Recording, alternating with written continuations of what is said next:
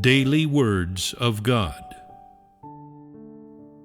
How many creatures are there living and reproducing in the vast expanse of the universe, following the law of life over and over, adhering to one constant rule?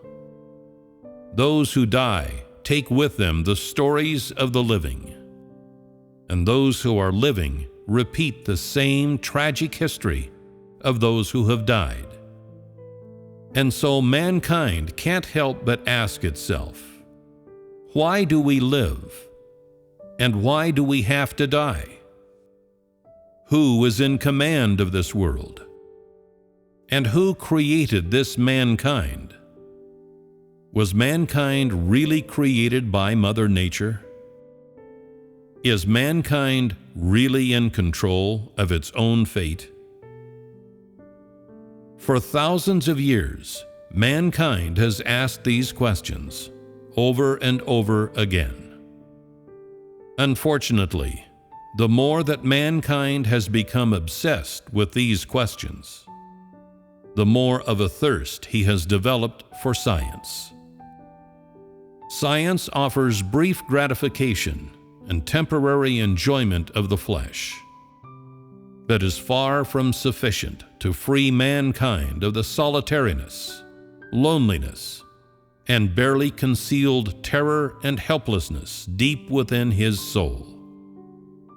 Mankind merely uses scientific knowledge that the naked eye can see and the brain can comprehend to anesthetize his heart.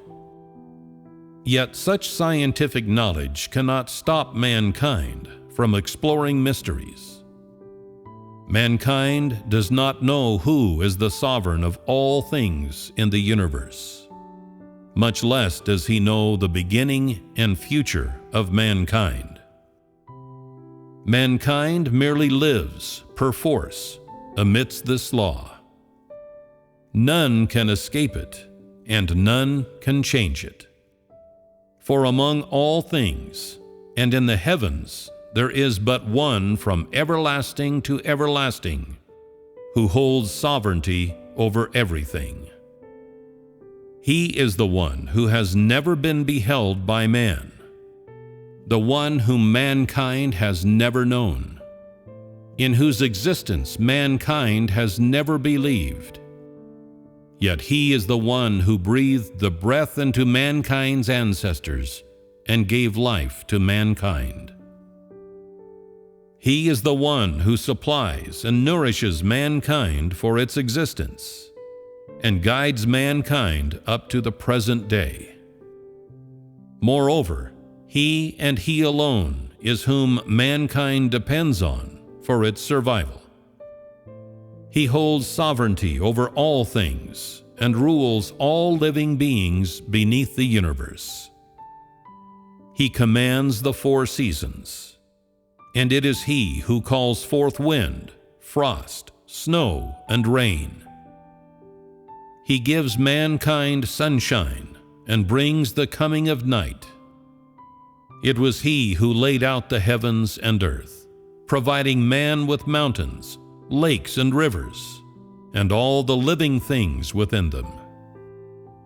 His deed is everywhere. His power is everywhere. His wisdom is everywhere, and his authority is everywhere.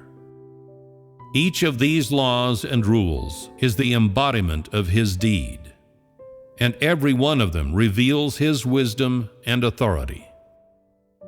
Who can exempt themselves from his sovereignty? And who can discharge themselves from his designs?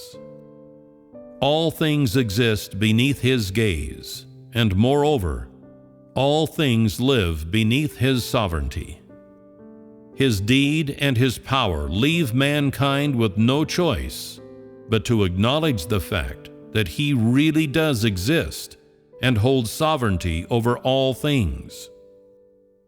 No other thing apart from him can command the universe, much less can it ceaselessly provide for this mankind. Regardless of whether you are able to recognize the deed of God, and irrespective of whether you believe in the existence of God, there is no doubt that your fate lies within the ordination of God, and there is no doubt that God will always hold sovereignty over all things.